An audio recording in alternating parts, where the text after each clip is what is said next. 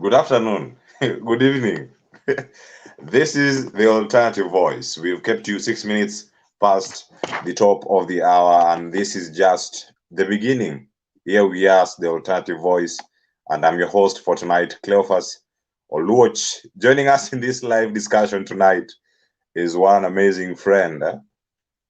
Hosting a friend who is also a journalist is something that is always very difficult, but here we are today with a scribe called Rono Chonginio. Rono Chonginio, karibu ndani ya the alternative voice. Shukran sana. Thank you so much for having me. Are you Nairobi or Mosoriot? I'm Where are in you? I'm in 034, the county of Kajiado. Wow. Yeah. I have to note that down. 034 is Kajiado. Yes. 042, a quick test. Pass. 047. Pass. 041. you want to embarrass me. Well, governor, our governor is the most the most educated one in Kiswahili. Yo 041 ni Homa Bay. Hey, you don't know the governor of Homa Bay. Yeah, but our governor is the professor himself from Kisumu County. Welcome, Ron, to the alternative voice. What have you been up to? Tell the viewers, who is this Rono Chonginio? Wamesikia tu the CNN guy. Yeah, so who Rono Chonginio is never gets to change. Rono Chonginio is just an ambitious village boy who is marinated with courage and who is competing globally. Wow. What makes you do such things that you're doing? Why do you want to compete globally and yet you have your surrounding? I don't know why Mosoriot is not enough for you. let me tell you, my brother Cleophas, Yes. You know, when we were growing up as young kids, you know, when we used to fly those homemade kites. Yes. I was so lucky and you know, to have amazing parents and you know, who instilled that sense of limitless possibility in me. Yeah, so I was actually born in Sotik, that is in Bomet. My dad used to work there. Then when I was around 3 or 4, we now moved to my village, now currently Mosoriot.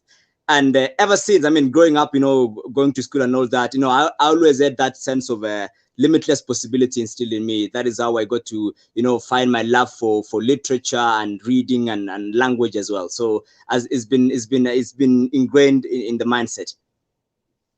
Wow. Talking of limitless opportunities and also how to explore these limitless opportunities, it brings us, ladies and gentlemen, to our main discussion tonight. Passion as a driver for a successful career or of a successful career. You can join us live on Facebook and YouTube if you're already there. Joshua Boit, journalist Oriwo Samuel, who is already in this comment section and telling us where you are watching us from. If you're from Mosoriot, show your love. Show your love to one of your own. Rono Chonginio is representing you outside here and doing amazing content. So our topic tonight, passion as a driver of a successful career. Rono, I must acknowledge the fact that you've done so well when it comes to exploring the limitless opportunities and grabbing them as they come your way. And that's in the field of journalism. And you've really mastered the art. And I can see your director and the producer, Mr. Peter Magoma, locked, yes, in that county 034. So yes. what has really pushed you? And just to tell us briefly how your journalism career has been. When did you graduate from university?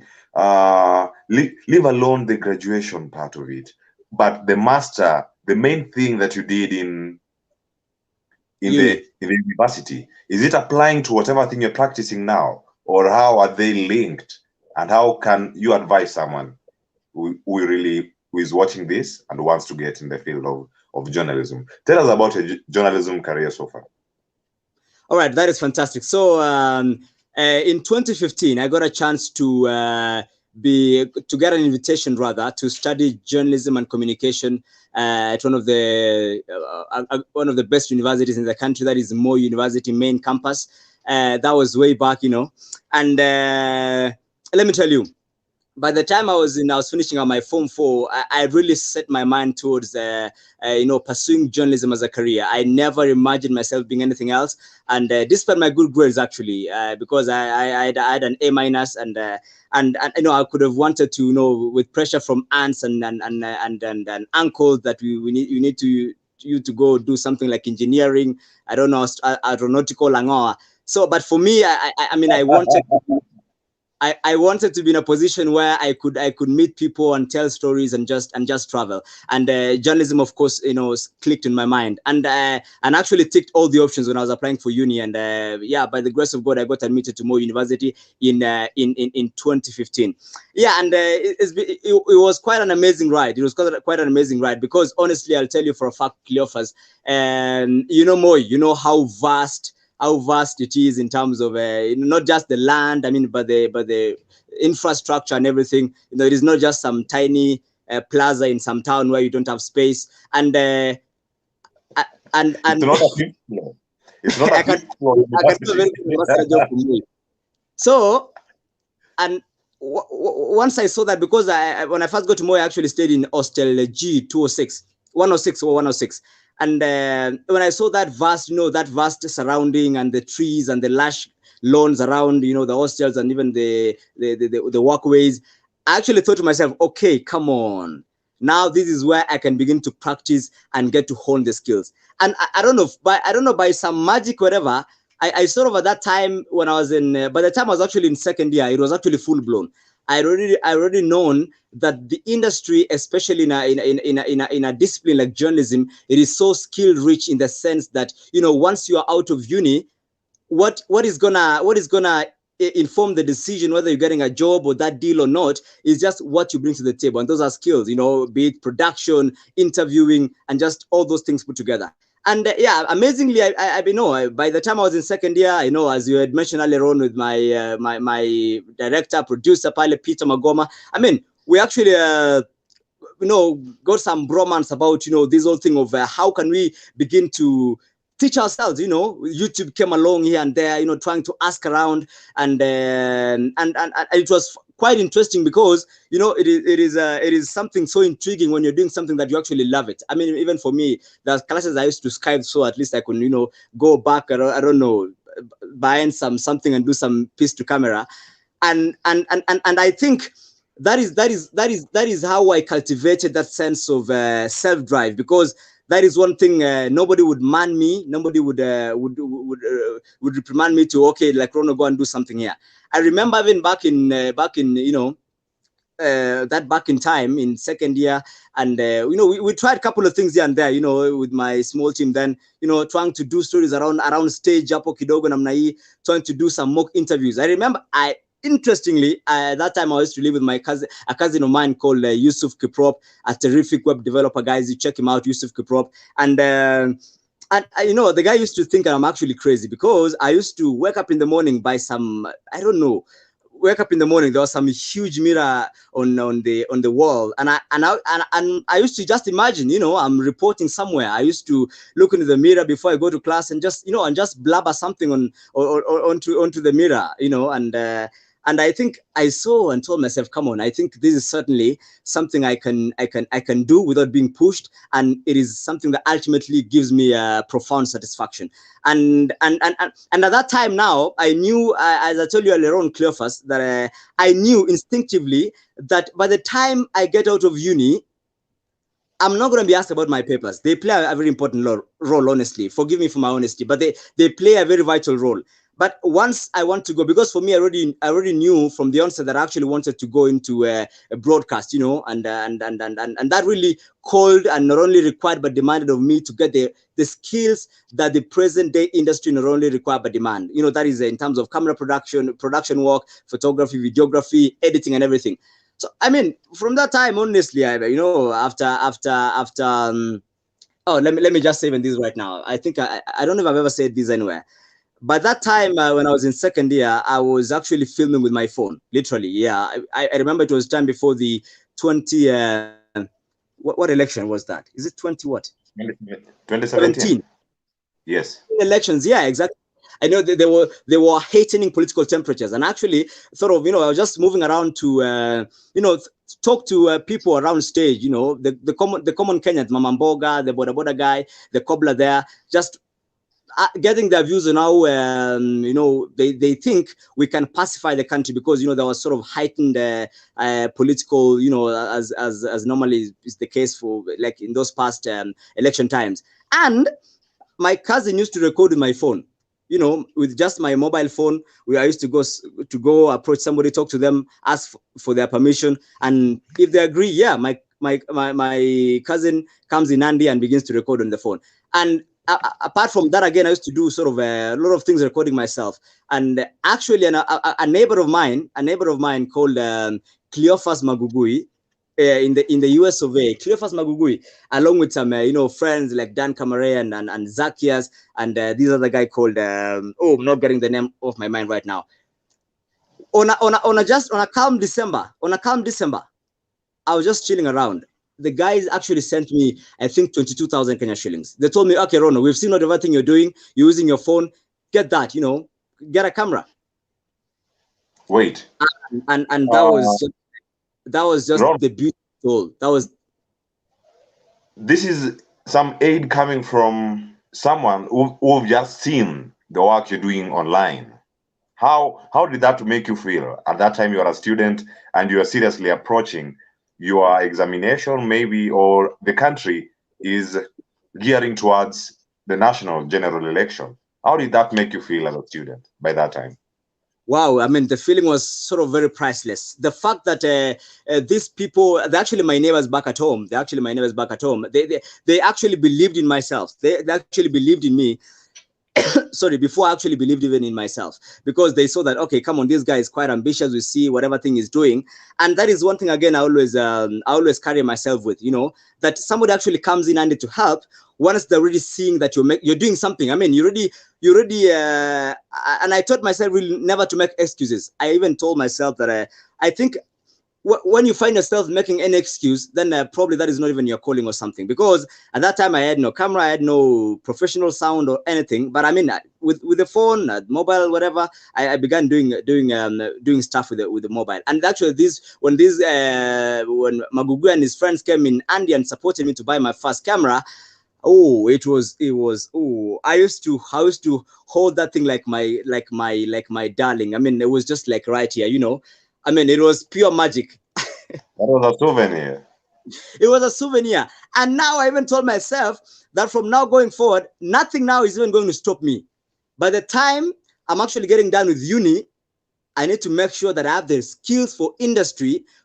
And let me tell you, for a fact, that time, I sort of just in those wee hours of the morning, when you're just sitting in the morning, just trying to think how about life, just in your tiny room, and I thought of an idea, whatever, like a platform that can share stories of young people and talk about issues that affect young people, even in uni, in that space, be it entrepreneurship. And as well, I'd seen quite a number of young people in Moi doing a few things here and there, social change issues here and there, conservation, and that idea,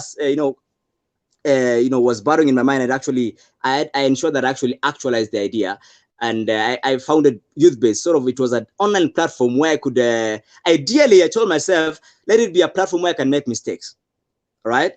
Let it be a platform where I can put whatever, my funny edited videos here and there.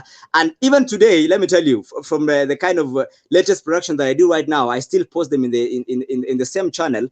But sometimes when I just sit down to take a look at my channel and I go back in time to some of those videos, I'm actually embarrassed. Wow. Rono. I get embarrassed because, yes, yeah, I mean, I'm proud of the growth that I've seen, because those things I used to do, come on, man, there were some were really I know.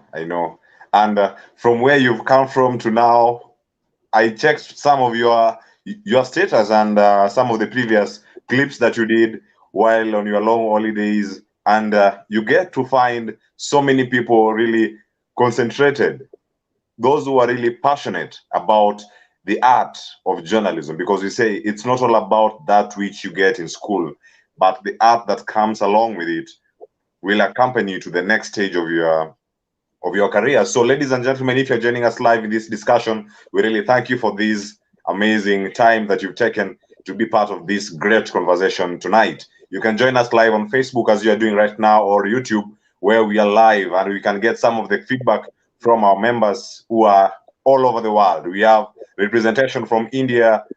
We have Joshua Boyd who joined us. That's the boy from Kitale. We have Awesome. Marinated with kites. Yes, journalist Oriwo already set, waiting for the great discussion. My brother, this discussion is already on, and we are getting the insights from Rono Chonginio, who is telling us how passion can be a driver to that successful career that you're looking into. Peter Magoma, the super producer, salute. Good work in mentoring this young man to become the great inspiration that we have, all the way from Sotik, inspiring the guys from Mosoriot. Yes, I saw someone calling him the Duke, the Duke of Mosoroti. That's amazing. That's amazing. We can get Alex on Sun say, great. Hello, Mr. Rono. Nice to see you. Thank you very much, Alex, for being part of this great discussion tonight. And we have who else? Duncan Mwati. That's Timo University. Actually, Timo University is watching this thing. And this is the team from of Information Sciences. Sema already tuned in and represent pale akiwa Kenya Revenue Authority. Yes, Joshua Boyd watching from India, Kitale Massive, Charanganyi Base, hapo sawa, jamaa wa India, muhindi mwenye ametoka Kitale. Asante sana. Kevin Omolo, that's the PR guy. Sisayana represent akiwa wapi. Anasema locked. That's Omolo PC. You can keep your comments coming through as we try to ask some of the questions that you really want Rono Chonginio to be part of. And we have JL Empire, good topic. Just want to bring this. Since passion can't be taught or faked, how will recruiters be able to identify truly passionate candidates reliably? So we'll come to that question. If you can just notice down that question, we'll come back at it when we resume the next part of this great discussion. We are 24 minutes past 8 p.m. Kenyan time if you're in Kenya, and we have Millicent Ochieng, our co-host here at the Alternative Voice. Hi, Rono. Why? When you're driven by passion and everything goes well, then that's fine. Thumbs up. What happens when things don't work for you with that great passion? We have other shout outs from other viewers. Then we come to the two questions as we start our next part of the discussion. Noela Lazarus following from Hyderabad. Hyderabad, India, Food City. Who's your Noel? Rono. Who's your Noel? Yes. Noela, thank you very much for being part of this great discussion. Joyce Lim, watching us live from Akongong. Paul Kinuthia, locked from Soy. Thank you very much, Paul, for being part of this great discussion. Omolo, Caroline, tuned. Thank you very much for being part of this great discussion and for the support. We, as the Alternative Voice, we appreciate. Yes, loving today's topic, Millicent. Passion is everything. We need to succeed for sure. Lumumba Felix, a very productive discussion. Never seen this guy, but today he's here. Thank you very much. And now we go to the question asked by JL Empire. What can you say about this question, Rono? If you can have the question back, how can recruiters be able to reliably tell when the person being interviewed for that job is passionate? How should you show your passion in the job that you're just looking for? Okay, thank you very much, Cleophas, for that. It is interesting, by the way. I know, I know. I don't have the monopoly of wisdom to say that I hold things to do with passion and recruitment and placement in the industry as constant. I know that they're quite what can I call them? But here's the point. For me, ideally, what my submission for this would be is that for instance, let me just use my personal example. I think any employer out there, in a space, let's say, for instance, in the media, what I realized and what I came into terms with the reality is that once you go out there, you have to make people know what you actually can bring to the table. You have to make them see the value that you have and what you bring to the table. Yeah. So and once that comes out in a very profound way, there's a higher tendency of you being likable, because now they actually see that you sort of have some innate drive in you. Let me tell you, Cleophas, Yes. I actually received a phone call, I think 2 days ago. And I think I normally apply for a number of things. It's actually, I think some lady called me from some organization that I had actually applied for some production, whatever, some production job over there, and they actually want me to go for an interview. It's gonna be on 10th. It's gonna be on 10th in some hotel here in Nairobi. The interview, and I Wow. actually met with the producer, Magoma himself. Even this guy knows that that I mean, I'm so eager for that interview where I'm gonna be sitting down with a panel of people who are gonna be interviewing me, because let me tell you for a fact, up to now, I mean, by just the grace of God and I don't know what, I mean, all my jobs have been sort of like referrals. I've never sat anywhere where I'm grilled, and it's either somebody has referred me directly. Okay, Rono, I know Rono, he does some very nice videos. Talk to him and seal the deal. Or Rono, we have seen some come and work for us. I mean, it's been that way. So when I heard that, I'm going to be sort of meeting a panel, I'm actually looking forward to that, like, because I've never sat in a panel before.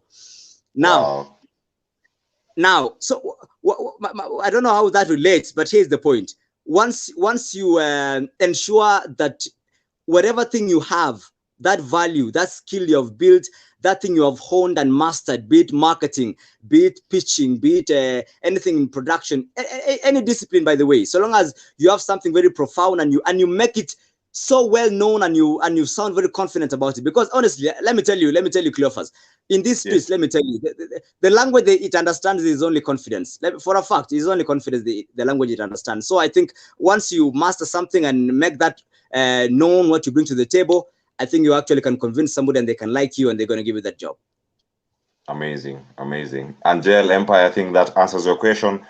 Have confidence, and that will be the only language that the recruiters will be up to. Dorothy Nyerere watching us live on YouTube, and we have the question from Millicent. Great discussion. That's Justina Kageni, Dorothy Moindi Nyareshi on YouTube, on Facebook. Nice discussion. Joy Slim, Karina, thank you very much for being part of this great discussion. Hi, Rono. When you are driven by a passion and everything goes well, then that's thumbs up. Things will be okay. Now, what happens when things are on the flip side? Okay, one fact. All of us being students of life, nobody promised us is going to be anything smooth or a walk in the park. Most definitely, there has to be sort of those bumps here and there. I mean, it can't be what do they say, honky-dory, where it's sort of it's just okay, things are just sailing in as you wish. And I mean, and I think you're even experiencing this, Cleophas. I mean, as you grow up, you realize sometimes even in life, things really don't work most times according to how you want them to work. So I think most times it actually boils down to how you've prepared your mindset, how you've packaged your mindset to handle adversity. That is actually a very powerful tool. How your mind is positioned to handle adversity, because number one, you wouldn't go anywhere with very big expectations. That is for a fact. Even me, there are places I've gone with very high expectations, but I've been told you're an amateur, sit down and listen. There are places you've gone, you're told you're going to be paid with exposure or lunch. I mean, those they're actually. I was even telling somebody. Let me tell you this, because I sometimes get a lot of messages from young people from my side, from my county, and there even Eldoret, where my home base. Asking about questions about media and everything. So some other guy was asking me, okay, I think for I've seen your channel, and I've seen you have quite a number of videos in there. I think you must be making tons of money on YouTube. I felt like laughing, for a moment, because up to now, I'm seeing some few coins there, but I mean, it's not money I can actually withdraw and do something with it. I can't say I've not made money from posting content online. That is the point. I mean, I've not made money from posting on Facebook and on YouTube, and then I use that money to move around and clear bills. No. But it is through the same content that I post online that people have contacted me for documentaries, for brand videos, for that kind of thing. So I think there's a thin line in there where we have to establish really that, because at the end of the day, I think once you're still young here and there, hot blood, you think you're gonna just jump in here and there and make the moolah. But one thing I've seen is that getting to build your identity and getting to build your brand. And the fact is they've been given a very big platform, from Twitter, Facebook, Instagram, LinkedIn, name them all. You have been actually given a free platform. It is just upon you as an individual to become vulnerable. For me, I just become vulnerable and put your work out there. The work I sometimes look at on my YouTube channel that I used to do when I was in first year, second year, they're just funny to me right now. But I mean, I became vulnerable. I decided to put my work out there and let people react to it. And actually, because of those comments and feedback from people, I've actually seen myself grow skill-wise, and even in terms of how I do whatever thing I do right now. Amazing. So if you're a young man, young lady outside there, and you're really wondering how passion can do great things for you, Rono is here as an example, right from first year when he joined Moore University. And he has seen such a great transformation when it comes to the field of journalism. And so it's your humble beginning that will make those people see you and scout you and even give you referrals for the next jobs that you're really looking for. Our guest 2 weeks ago, Malimu Jugani Eric, locked in. JK, loving the show. How can one identify their passion? That's another question that we are coming in to answer. And so we are talking about how can one identify their passion, their passion. That's the question from JK, who is watching us live on YouTube. And so before that question is answered, Mr. Rono, you gave us that approach where you used mobile phone to do your production. That brought to my mind on the great conversation that is currently running in the country about mobile journalism. There are those people really want to go into mobile journalism, but not everyone is equipped for it. Are we ready for that mobile journalism? It worked for you and you got your current camera and you got your first camera. That's not your current camera, I guess, but it was the first one that made you step into that active and professional production that you have. What's that thing in mobile journalism? What moved you into it? Because I know it's not even up to now that you are still where you are. What's more in this mobile journalism, and how can young people embrace it and make a name out of it, leave alone the money factor in this? Mimi Bree, thank you very much for joining. Okay, first things first, Cleophas. Right now, in this particular date and time, even as we're doing this conversation right here, we actually are living in the golden age of storytelling. And when I say that we're actually living in the golden age of storytelling, what I mean is that wherever you are at any given point in time, any part of the world, in that remotest village in Kwadabeka, KwaZulu Natal, or somewhere in Mangina, Congo, Isiolo, Kenya, with your mobile device, the Mojo guys, Yegon and Marvin normally call them pocket studios. We're actually living in a golden age of storytelling, because you can do a one-man, you can be a walking studio yourself. You can actually record content, you can share it yourself, you can edit yourself. You're sort of like a walking studio. You don't need any, I mean, you just, it is so interesting, by the way. And I think well, okay, I almost answered the question about passion, but I think once one identifies the power of mobile journalism, because actually I think its potential is huge and enormous, by the way, huge and enormous, because I've seen quite a number of young people doing a lot of things. I mean, when you go on Facebook and all these things to do with that online content production, I mean, you are seeing a lot of young people embracing these, this mobile journalism thing, yeah, and in terms of even talk of things like citizen journalism, where people are actually reporting news from their villages and recording speeches of leaders and sending them. And actually, even I've seen mainstream media using some of those clips, but giving credit to the source, and this just got to show you the power that Mojo has going forward. And I think there's never been a crucial time for any young creative to leverage on the power of mobile journalism. And the beauty of Mojo is that, come on, I mean, most of young people today have smartphones, right? Smartphones even go for roughly, the lowest can be even 4,000 bob. And actually with that, there's just a discipline you have to now inculcate and within yourself, that you have to teach yourself. Honestly, I mean, there are things you won't be taught in class. You have to go yourself on YouTube, and go through Kind Master. How can I edit this? How can I do this and that? Consult here and there. And there are a lot of tutorials online, by the way. And I mean, I've seen people do that, and I've seen them in less than 3 months. They're already doing pure,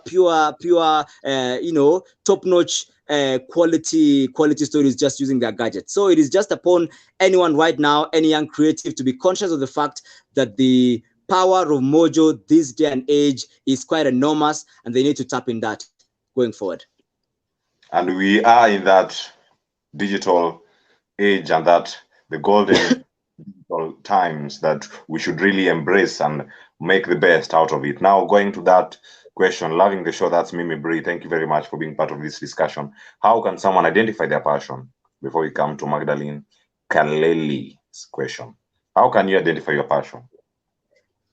Wow. Cleophas, me, I'm someone who reads a lot, and I don't want to get very philosophical about this whole thing, because past few weeks I've been reading a lot about the future of work and the fourth industrial revolution, and generally even how our system of education works. And it is sometimes sometimes it can be a complex issue, sometimes it can be as simple as it comes, because at the end of the day, let's face it, our system of education really, we all know that it rewards memory. So long as you can cram notes and reproduce them during exams, that is what it can do. So long as you can cram, how something happens, then you ask the same thing during exams. That is how basically how it works. But I mean, once I'm seeing the current CBC is now coming into aspects of creative thinking and cognizance and that imagination from somebody skills up academia. But I think something that you do consciously, and I mean, you're actually lost in time when you're doing something, because for me, I can go somewhere, shoot something, I mean, even if it's a free thing I'm doing, but I would never come to the realization that it is actually 3 hours, 4 hours, or I was supposed to be somewhere.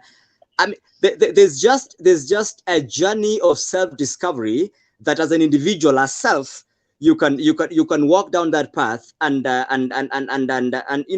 find that passion. I won't say I have the manual to finding a passion, because life is funny as it comes. Again, no manual, and people discover passions in different phases of their life. That people discover their passion at 20, others at 30, others at 40. That's why they take early retirement, and they discover their passion was in agriculture. So, but I think for passion, really, it just takes I walk down the path of self-discovery as an individual, as a person. You get to interrogate yourself and have an internal monologue, and just get to see, get to understand yourself. What is that thing that you can do with maybe you have a gift, that thing you actually ultimately love it. You can actually do it because without even money involved. For real, yeah. Because even for me, I've done quite a number of stories I've filmed and done. Some I've used my own money to travel and go do that story, because I mean, it gives me profound satisfaction. That time when I'm editing on my on the software on my laptop, just piecing that story together, I feel so joyous, and ultimately, I mean, I wouldn't trade that for anything else. So I think passion, discovering that, is just that journey, as said. Thank you so much, Rono, for tackling that question. And so, as we also come almost to the near end of the discussion tonight, 35 minutes into this live discussion, and 41 minutes past 8 p.m. Kenyan time, we have Magdalene Kaleli. Hello, great show. My question is, it's difficult to identify your passion for some people, or some people get theirs easily, but others really don't know which field they fit in well. And I think from the question that was asked previously by JL Empire, you've been able to answer that, Mr. Rono. And so thank you very much, Magdalene, for that. And Rono will keep on inspiring us in other questions that we'll be having tonight. We have Alex Onsanse. How do I turn my passion into a career? And what if my passion is not satisfying enough? Imagine when your parent wants you to be a doctor, and your passion is to be a blacksmith, ama mtu wa nduthi. How can you coin that to come back to the passion, your passion into your career? And now that you've been taking more learning on the current education system in Kenya, how can you inspire and tell us about this? I know you're not an education specialist or expert, but with the little knowledge that you have with our current CBC, how will it help our kids, our brothers and sisters, to be in this right path of having a career that is satisfying based on the passion that he or she has? Ron. Yeah, thank you so much, Cleophas, for that question you've just read there. Yeah, so you just mentioned something about, I'm not an education expert. Yes, I agree, I'm not an education expert. But again, from the future of work, it actually informs me that, going forward, the future belongs to those who are actually wide and deep. You have to know a lot of things and be deep in those things. Actually, a T, sort of like a T. You have to know a lot of things and be deep in them. So at least you have to have a rough idea sort of in everything. Back to your question. With the nature and the reality of how things are, in our country and this part of the world, there's that aspect of you burning with passion. Okay, I had that guy mention a blacksmith or undo the guy, but yeah. But your folks back again at home, akina auntie and your shangazi and mjomba, they'll be like, okay, my friend, you have to become a doctor, and become an engineer, because at the same time, society, we're actually fading away from that a little bit, but progressively rather. But society still pegs pride of place to some of the courses and careers. When we talk of law and engineering and daktari and those big courses, everybody tends to be gravitating towards them. But when you get to mention these things, or I don't know, IT and people are like, hey, IT 10. So, but we have to give ourselves a breath of fresh air, because honestly, if I'd give a raw advice to anyone, I mean, I'd certainly go for what I love, honestly, because let me tell you for a fact, even within myself, I was in Kapsabet High School, and we had quite a number of guys who got A's. I mean, we had hundreds of A's, almost 100 and something A's.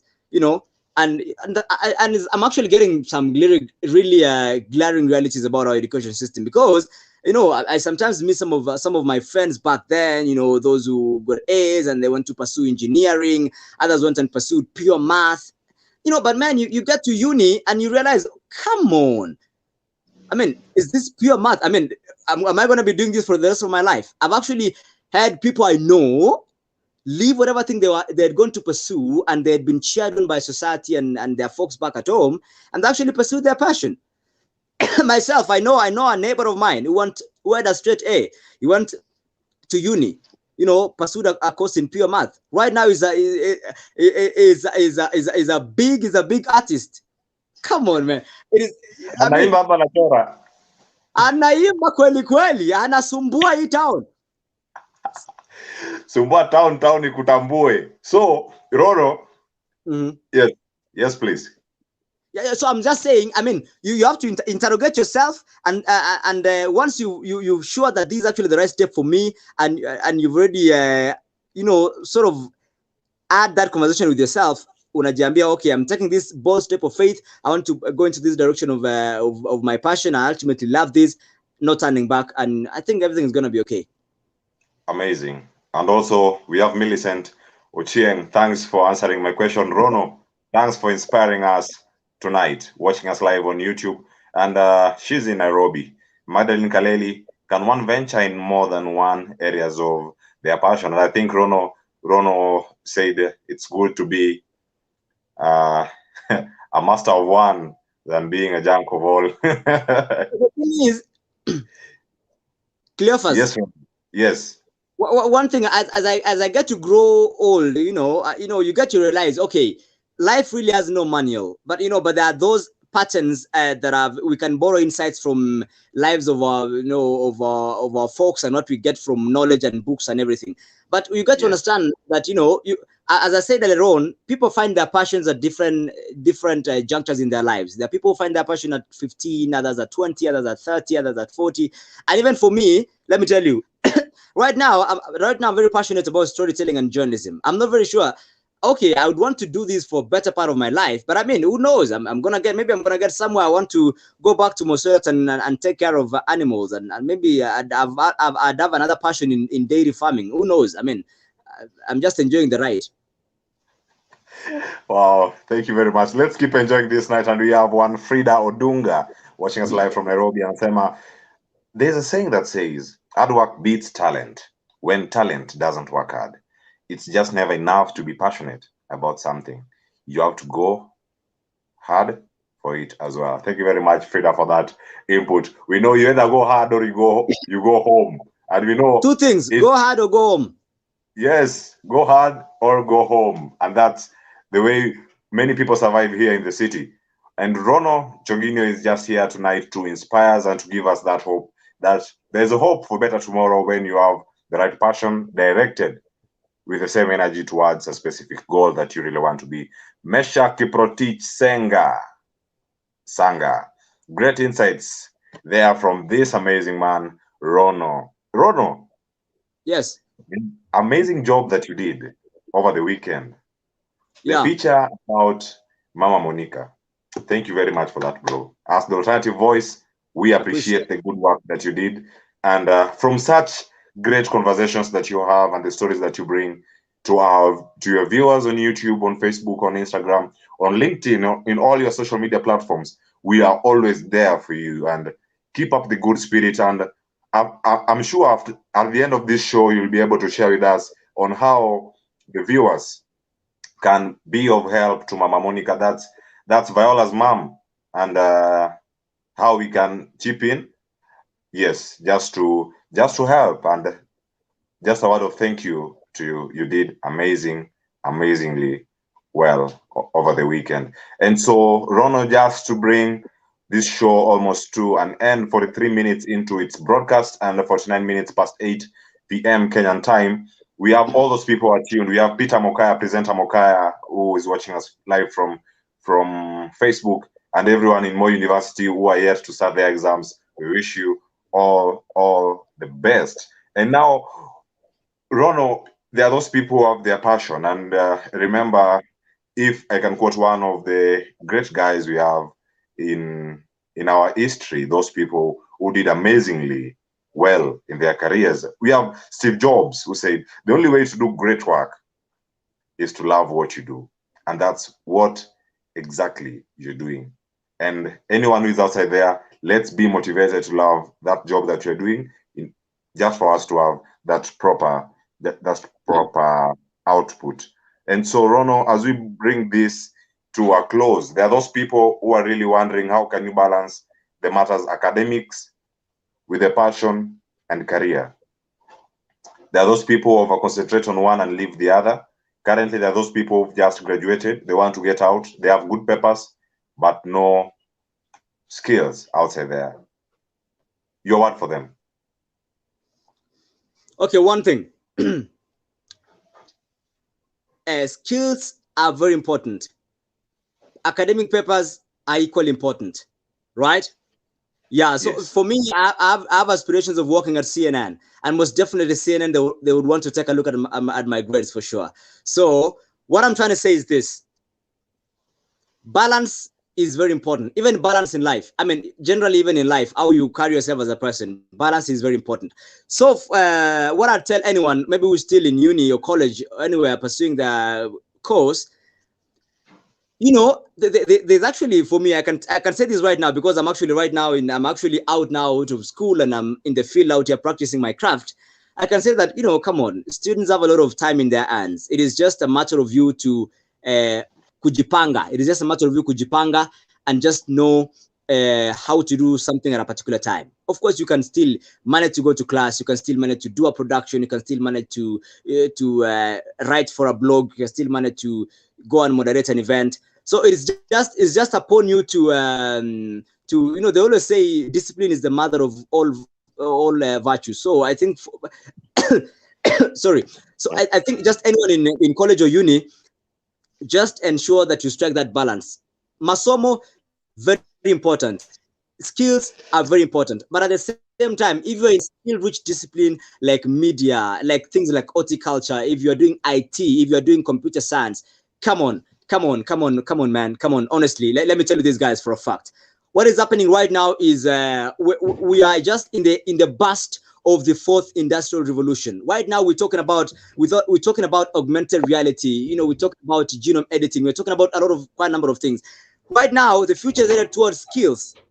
Right now, the future is headed towards skills, and even currently where we are today, I mean, you actually can see. I've had a chance to, you know, be sort of work with a few number of, you know, firms and organizations here and there, and I've actually seen how the future of work is even changing itself. It is becoming fluid in a way. I think even going forward, I don't know if anyone is going to be employing really full time where you work until you're 60, then you retire. I don't think that's going to be something we're going to be talking about in the next few years, because the future of work is quite really changing sporadically.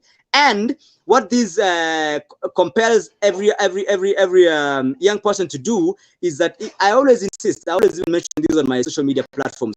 If you're in a skill-rich discipline, ensure that you get to hone those skills and master them once you're in uni. Once you are out of uni, nobody, even for me right now, there's no way I would have completed my degree in university, then come and, you know, seek opportunity at one of our leading media stations, you know, talk of the K24, the media masters, and the standard and role media services. You know, I go there, nobody has time to teach me. Nobody. You think Willis Rabu is going to spare time and teach me camera? Of course not. Nobody's going to teach me. So you have to find within yourself. You have to self-teach yourself. Yeah. So you sort of. I'm sorry. This is getting into a preaching, but anyway, let me just share this wisdom.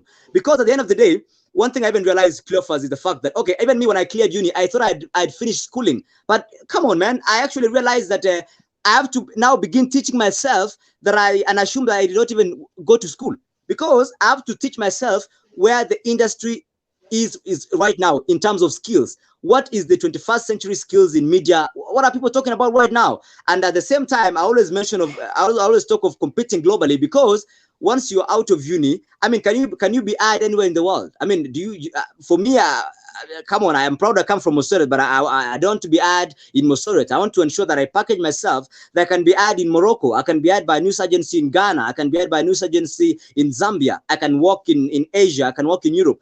That is why self-teaching yourself is very important. You have to.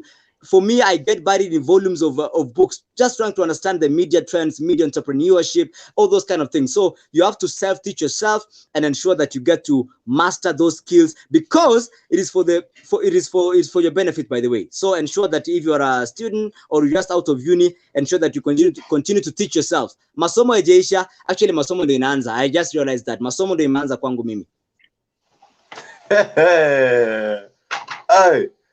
Yes, such great words from an amazing person called Rono Chonginio. And as you've heard, mastery of the art and the craft is the key to everything in the field that you are really into. And if you want to get it right, have the right energy focus towards the right thing that you really want to do. be heard internationally, globally, as Rono really wants to be. And Rono, you have something to add? I cut you short. Yes, yes. Yeah, I'd mentioned something about I touched on employment kidogo pale, because what is happening right now with the fourth industrial revolution, a lot of young people are being left behind because the skills that the industry require, once somebody who should get into the labor market now as doesn't have the skills, so the industry skills are quite ahead, but the skills an individual has are lagging behind. That is why it is very hard for somebody from a skill rich course to plug in into an established industry, because I want those skills. But what is important, you have to know, is that where we're even getting right now. Let me tell you this: I've actually seen this, even end of last year for the kind of projects I did for some organizations, and we're even getting to a point where when you have the skills, like for me, when you have the skills, you actually can bargain. Like for me, literally, for me right now, when I go to an organization, they want me to produce for them a documentary, I actually sit there at the negotiating table. And if I actually want to get a job somewhere, once you have the skills and you master that art, you have self-taught yourself online and wherever, and there are those tools everywhere. There are master classes, there are everything, some even are free. You actually get to understand that where we're going right now in terms of work, it's not even just about presenting your CV. Okay, that I was the head boy. Young people need to be taught some things about CV writing as well. I sometimes get some CVs and I'm like, okay. So, I mean, once somebody presents their CV, you get to understand as we transition going forward. Right now, we're even headed in terms of the future of work. We sort of right now even should be presenting proposals.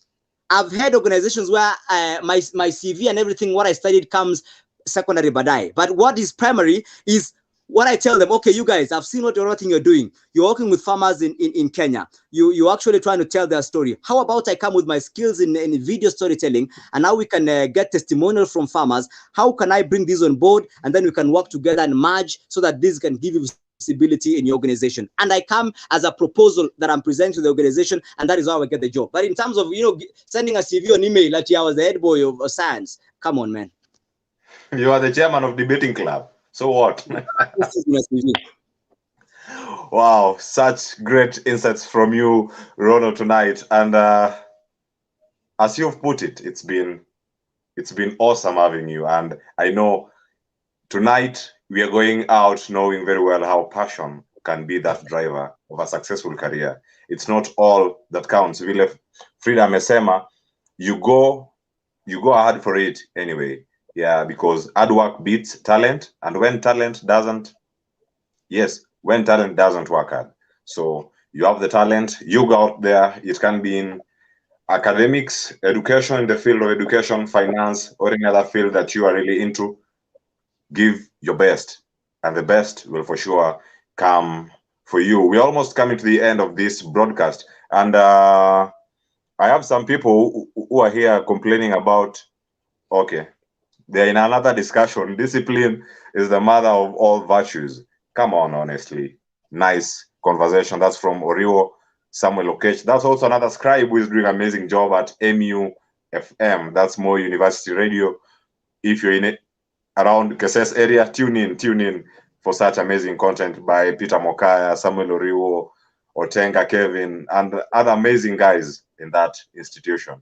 You can support us by supporting them, by channeling such great talents outside. There's some people talking about Uji. No, this is not Uji Bana. This is coffee. Yeah? Ni double, sio single. So thank you very much, Felix Lumumba, Oriwo Samuel Okech. Wait, before niseme nigawiwe. Oh, ya guest iko wapi? No, the guest is virtually ako county 034. That's Kajiado. Na mimi niko huku na kunywa chai yangu. Yeye pia anafaa kuwa na chai yake. I know that one will come at the end of the show. And before we come to the end of this, you have Timon Lel. Timon Lel anasema the current life is psychology oriented apart from talent. Success is pegged to consumer. Does on getting purpose go beyond and get to know demand in the field? And that's what Rono said. And that's true. You really need to get the hands-on skills rather than relying on on the papers that you have. Mesha Kiprotich Sanga, Rono mentioned something about Monica before you leave. And that brings us to your point. Then we'll bring the show to an end. It's 9:01 p.m., 1 minute past 9 p.m. Kenyan time, and we are 54 minutes into this live broadcast. Rono, give us on how we can help.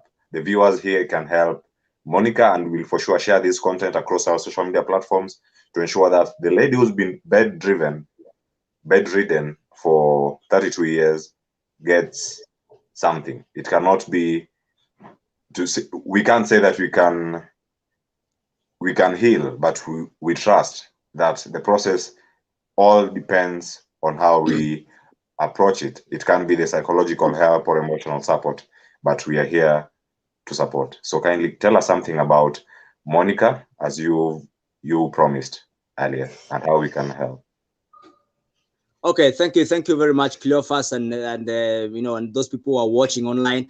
So yeah, a few days ago I shared quite an emotive grouping story about a beautiful mom called Monica Bet, all the way from my county, a place called Kabilo. She's been bedridden from 1989. That is 32 years down the line. And those are the kind of stories for me that I do. And you get to have some perspective about life change. That we have to really make it a culture to appreciate simple joys. So long as you still can work and afford a meal and look at some sunset and smile, you should be thankful for that.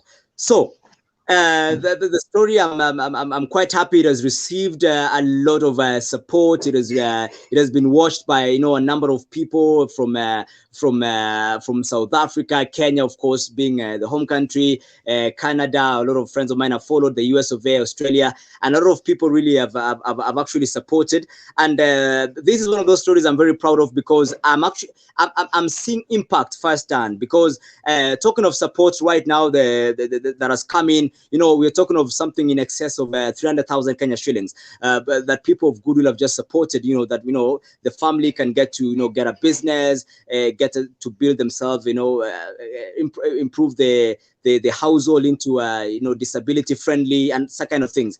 So, and there's actually a beautiful committee working on that.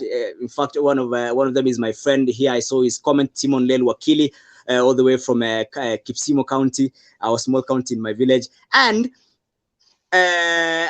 because I'm using the phone to stream right now, I could have checked on the number to support.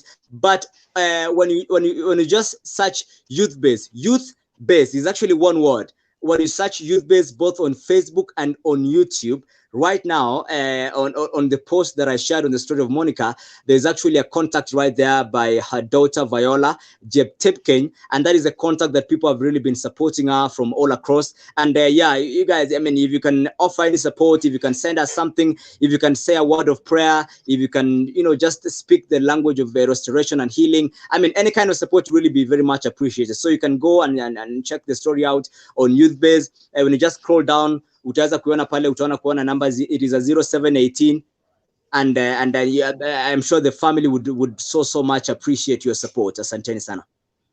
Thank you very much, Rono, for that impactful journalism that you exhibited last week, and it has really received the support that it deserves. And we know going forward, we'll still have more of such content coming to our viewers, and forever we share and we learn. And I wouldn't want to end the show without mentioning that for this show to be a success, we have sponsors, and of course you'll be able to see the work. We have a medical center.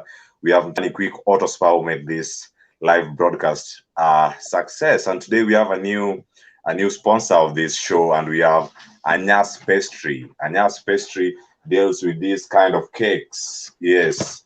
So such kind of cakes, if you want them, you go follow her on social media platforms, and there is the name Anyas Cakes and Pastry. So get such cupcakes at your disposal wherever you are. They do Nairobi deliveries. You can contact them on Facebook, Anyas Pastries galore, Instagram at Anyas Pastry, WhatsApp on 070-042-62444.